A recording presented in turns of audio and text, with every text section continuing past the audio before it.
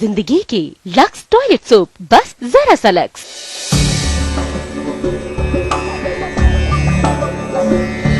कुछ भी जहाँ ना था कल तक तेरा मेरा, वहाँ आज रिश्तों का सौदा होने लगा। चलने लगा इंतकामों का सिलसिला।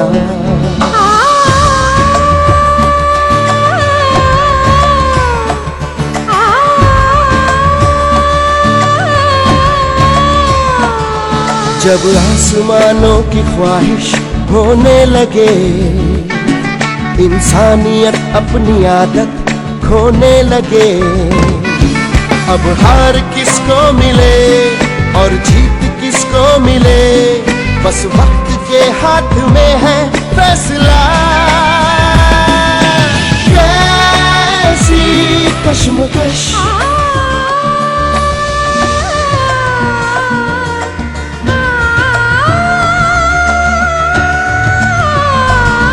इस जिद भरी जंग का अंजाम किसको पता। इस जिद भरी जंग का अंजाम किसको पता, बस वक्त के हाथ में है फैसला। कैसी कश्मकश, कैसी कश्मकश, कैसी कश्मकश।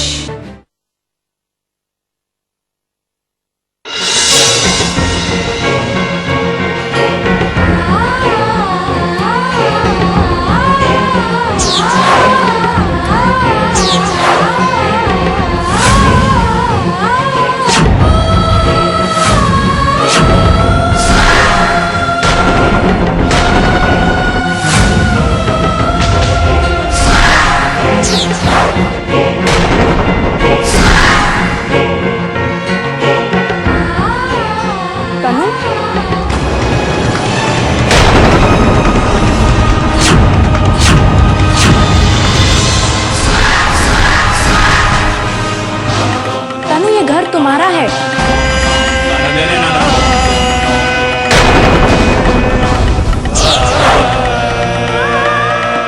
तुम ये घर छोड़ के कहीं नहीं जाओगी।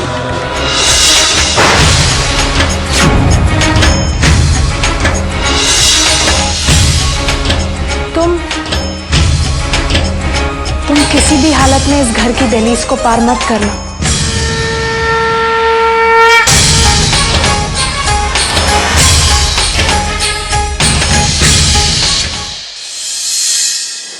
अनन्या ने तनु को आपके साथ आने से रोका, लेकिन क्यों? इसके पीछे उसका क्या मकसद हो सकता है? ये तो मेरी भी समझ में नहीं आ रहा है रेवती, लेकिन अनन्या ने जिस तरीके से तनु को रोका, ऐसा लगा जैसे वो तनु की भलाई चाहती है। अनन्या और तनु की भलाई हो ही नहीं सकता। जो लड़की साहिल को तनु से छीन सकती है, वो भला उसकी तरफदारी क्यों करेगी? मुझे तो शक है कि कहीं अनन्या तनु के खिलाफ कोई साजिश तो नहीं कर रही। रेवती, वो तनु को ये कह के रोक रही थी कि वो उसका घर है और उसे अपना घर छोड़ के नहीं जाना चाहिए। इसमें भला क्या साजिश हो सकती है? हो सकता है वो तनु के सामने अपनी अच्छाई का नाटक दिखा रही हो और उसके पीछे उसके खिलाफ कोई जाल बुन रही हो। रेवती, तुम वहां पर नहीं थी, मैंने अपनी आंखों से देखा है। अनन्या तनु के खिलाफ कुछ भी नहीं कर रही है, बल्कि मुझे तो ऐसा लगा जैसे अनन्या राजलक्ष्मी की साजिशों और तनु की सच्चाई दोनों को समझ गई हो। किसी भी नतीजे पर एकदम से पहुंच जाना ठीक नहीं होता। आपका दिल साफ है, इसीलिए आपको सभी लोग ठीक लगते हैं। आपने हमेशा दूसरों पर विश्वास करके धोखा खाया है, मत भूलिए। आपने कब तक अपने विश्वास को टूटते हुए देखने के लिए और दूसरों से धोखा खाने के लिए जीते रहेंगे आप? मुझे तो डर लग रहा है कि तनु साहिल के घर पर अकेली है। राजलक्ष्मी भी वहां पर है जो हमेशा तनु का बुरा चाहती है, और साहिल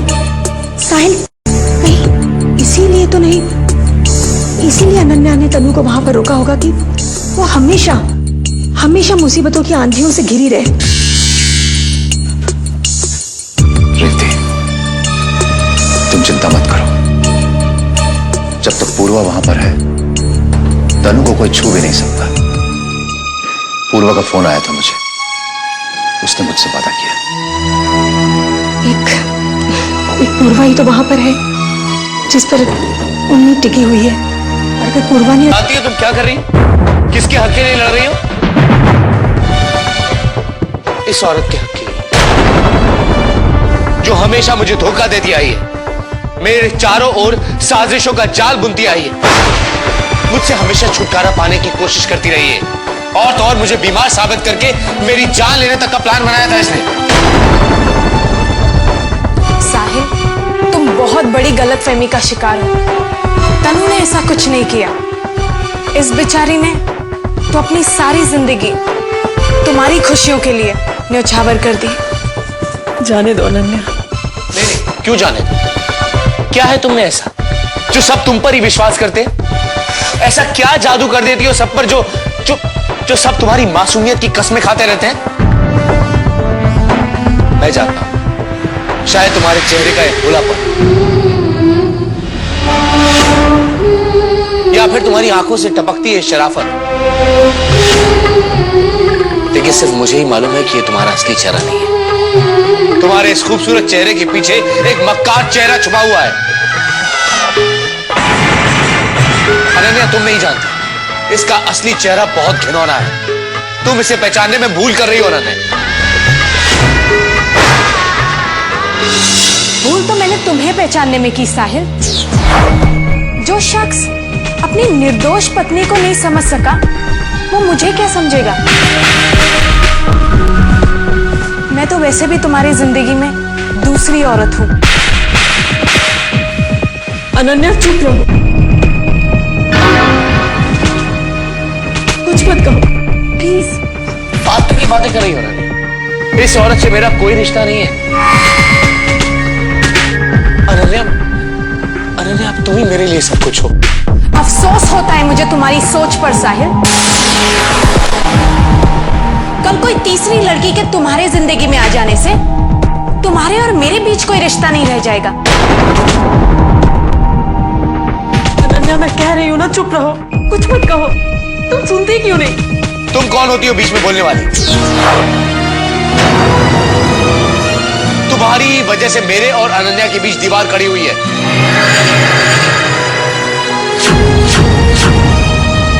तुमने अपनी झूठी बातों से अनन्या को अपनी तरफ कर लिया है। लेकिन एक बात याद रखो, मैं अनन्या को छोड़कर तुम्हारे पास आने वाला नहीं होता।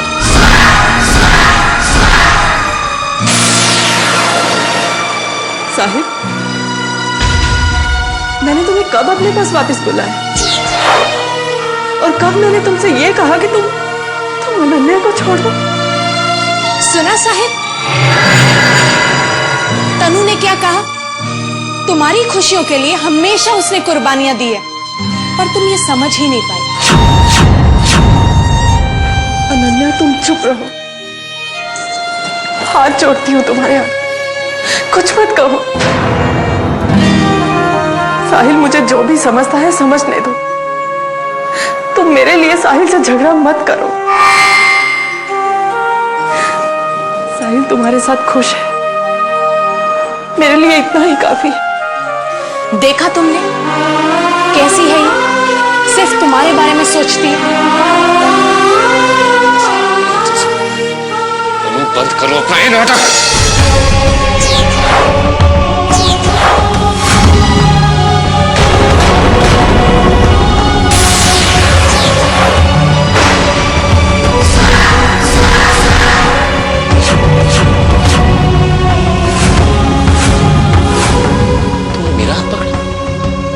मेरा हाथ पकड़ा तुमने?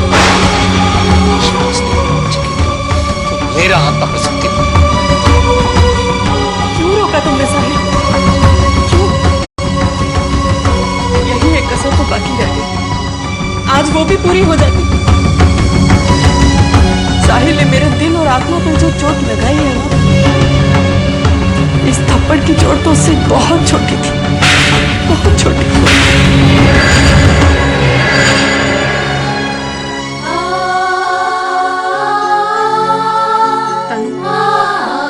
बहुत सहा है तुमने, बस अब और नहीं। अब मैं साहिल को तुम्हारे साथ कुछ भी गलत करने नहीं दूंगी।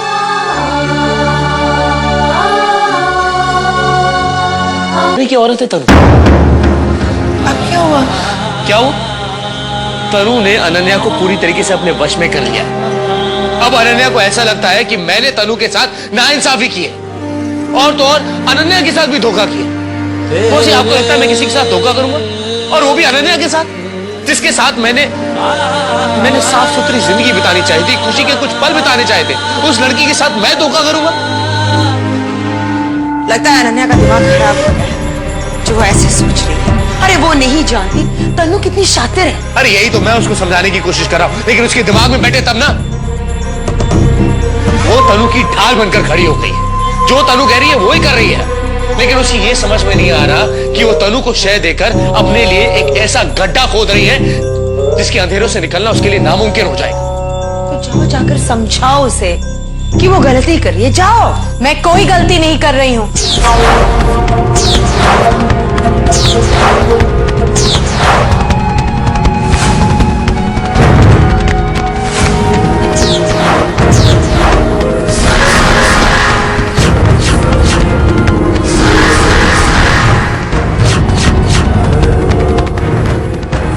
मौसी, मुझे ऐसा लग रहा है आप मेरे लिए परेशान हैं।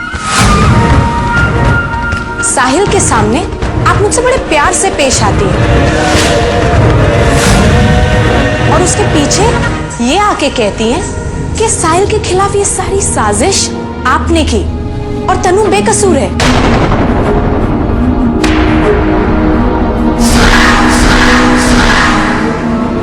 मौसी, अगर आप सचमुच मेरी परवाह करती हैं ना, तो ये सारी बात आज आप साहिल के सामने अपने मुंह से कहेंगे। अनन्या, लगता है तुमने कोई बुरा सपना देखा है।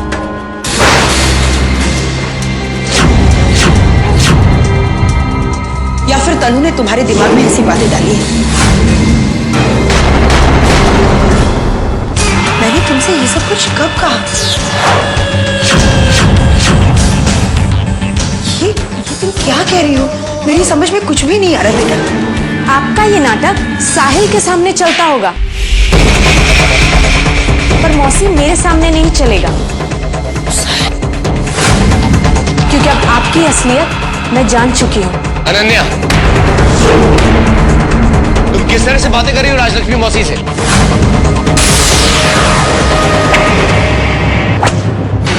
तुम जानती हो ना कि मैं मौसी के खिलाफ एक शब्द भी नहीं सुन सकता। मौसी, तनु के साथ रह रहकर इसे भी सही गलत का फर्क समझ में आना बंद हो गया है।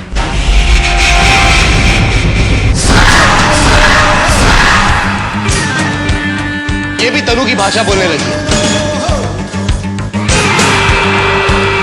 मौसी, प्लीज इसकी बातों को बुरा मत माने।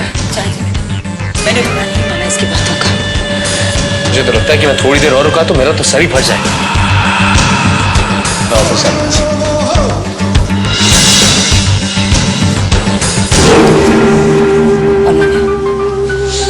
अब तो तुम समझ ही गई होगी कि ये राजलक्ष्मी क्या चीज है। मेरी बात कान खोल कर सुन लो।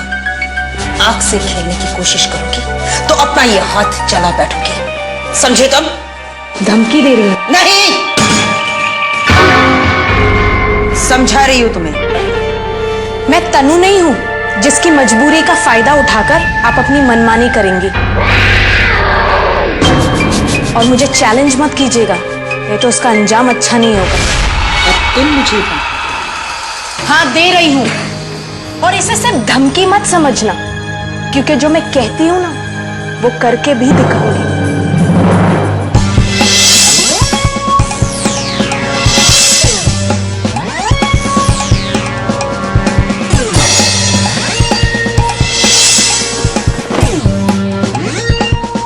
बरसात के मौसम में ऐसे छोटे छोटे मेंढक भी फुदकने लगते हैं। बहुत बड़ी गलती की है। डिसीजन लेने में जल्दबाजी कैसे कर दी? मुझे ऐसा नहीं करना चाहिए था। अब मेरे लिए पश्चाताप के अलावा कोई रास्ता नहीं बचा है। मैं ऐसा क्या करूं कि तनु और साहिल को एक कर सकूं? मुझे माफ कर दो अनन्या। तुम जाओ यहाँ से साहिल। कहाँ जाऊं मैं? अपने घर जाओ। घर? मेरा कोई घर नहीं है, कोई अपना नहीं है मेरा अनन्या। एक तुम ही मेरी अपनी और तुम खुद से मुझे दूर कर रही हो। हम दोनों एक दूसरे के लिए नहीं बने हैं साहिल।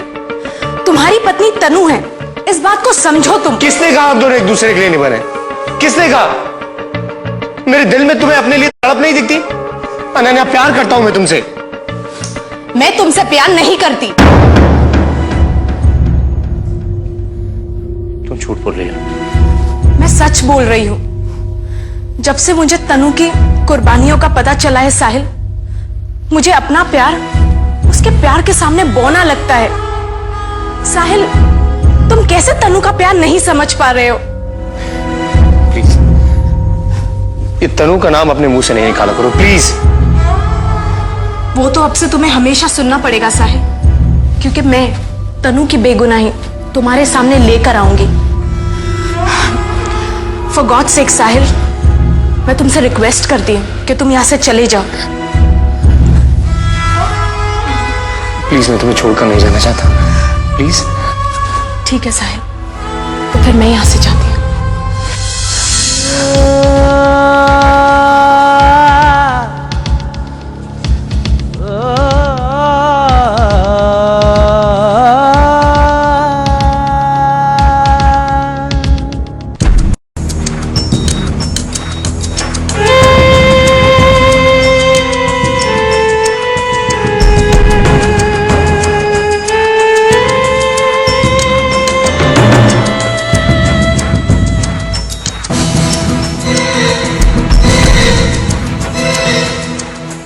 नानी माँ, मयंक बेटा, बस कीजिए।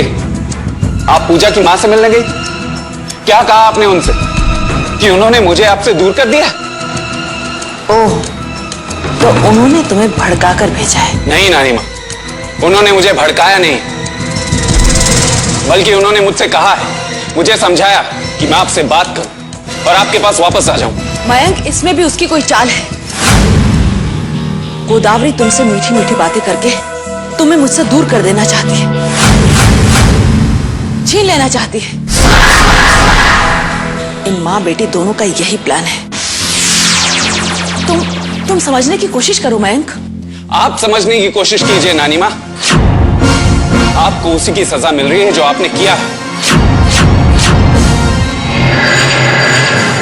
जो आपने बोया वो काटना तो पड़ेगा ही। यही सुनना तो बाकी रह गया था। तुम्हें पाला पोसा, इतना बड़ा किया, यही सुनने के लिए? यही सिला दिया है तुमने मेरे प्यार का? नानी माँ, अगर आप सचमुच मुझसे प्यार करती तो अपने ये बुरे काम, ये साजिशें बंद कर दीजिए। मैं वादा करता हूं मैं वापस आपके पास आ जाऊं। मयंक, तुम कितने बदल गए हो। कभी कभी तो मुझे लगता है कि तुम मेरे मयंक हो ही नहीं। हाँ, बदल चुका हूं मैं। अब मैं बुरा इंसान नहीं हूं और आपको भी मेरी यही सलाह है कि बदल जाइए आप।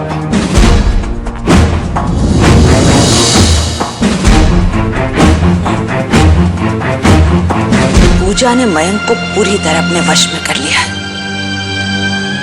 मेरा बच्चा मुझसे दूर हो गया है। जिस तरह पूजा ने मेरी जिंदगी खोखली की है, उसी तरह उसकी जिंदगी में कांटे बोने हैं मुझे।